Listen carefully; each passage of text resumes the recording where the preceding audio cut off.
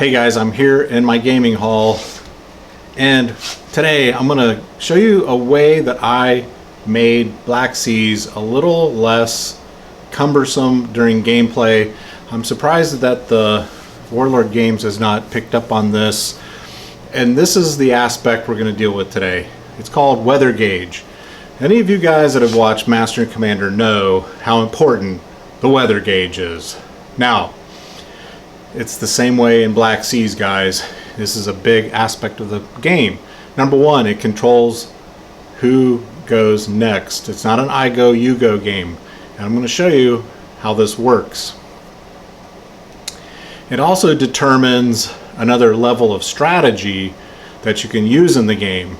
And it starts with the number one thing, which direction is the wind coming from? Now, I went ahead and I 3D printed this little guy right here and painted him, and then I did a magnetized arrow, and what I do is I make the wind coming from the south, since we play in the Caribbean here in my gaming hall, and I have him pointing to the north, which means the wind is coming from the south, which is a traditional trade wind in the Caribbean. Now, I have found in many of the playtest games and the group game we played here not very long ago that most of the game the wind only shifts typically a quarter. In most of the games I've played, we're not talking about huge wind shifts during the game. So keep that in mind. The little bit of shifted wind has a huge effect on your strategy you can use against your opponents. Now, this current setup I have here as a demo for you is British versus French, and we also added a third faction in the game, the Pirates. So that adds a whole new element. Now, here's how it works. I typically put my marker down here in the corner, so we know now the wind is coming from the south going this direction. So the very first ship that's in the southern area of the board gets a mark. And in the game they don't tell you you do this. You just know he goes first, he would go second. But I've found, especially when you have three factions playing on this board, and I'm adding another 6-foot section to this mat, that I needed to keep track of the movement order.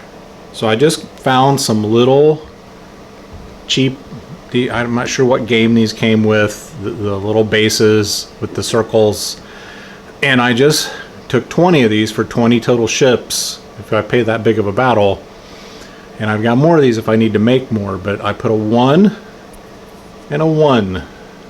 So that's for the player who moves first, who's the southernmost ship on the board. So that would be this ship. 2 would be this ship. And you get the idea, but here's the thing. Sometimes these ships, guys, can be very close. Who's first and who's second.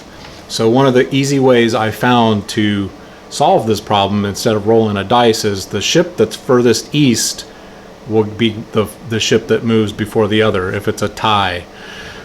And we complete that for all 6 ships. 1, 2, 3, 4, 5, 6. And you'll find this helps keep things straight so there's no questions, because it's easy, like I said, once you start getting in close quarters with other ships, it's easy to lose track. And that way we know maybe this turn the British brig moves first, and then the French brig moves second, and on up the order until you get to the 6th ship, the final ship to move and or shoot. Now, here's the other thing I've done. They'll give you these little flags. You see them there in the middle of the ship? It's red and white. I put him right there on the deck because I have 2 brigs. And I want to make sure on my ship movement, or my ship scorecards over here, I want to make sure there's a difference between the 2 ships. So I will take a marker flag like that on the deck and I will match it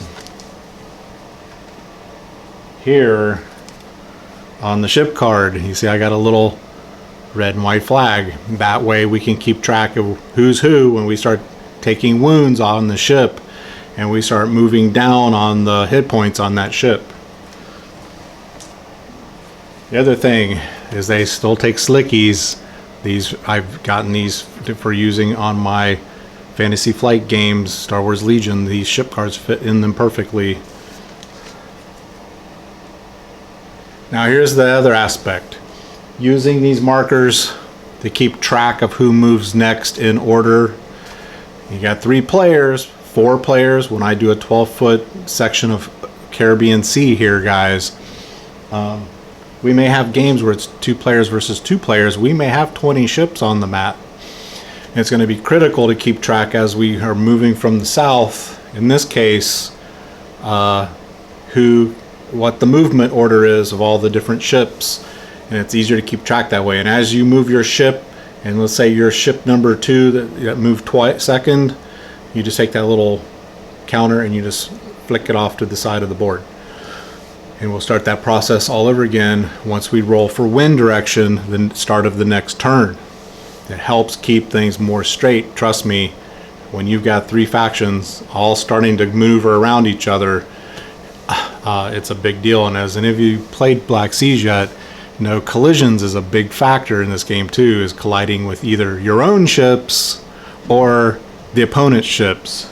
Now, here's that element of strategy I want to drop in here before I let you guys go. And that is, sometimes when my next game I might play this strategy, is since we start Caribbean Sea games with this wind coming from the south, I just might want to steer my ships to the northern side of the board and let 2 or 3 factions fight it out for a little while.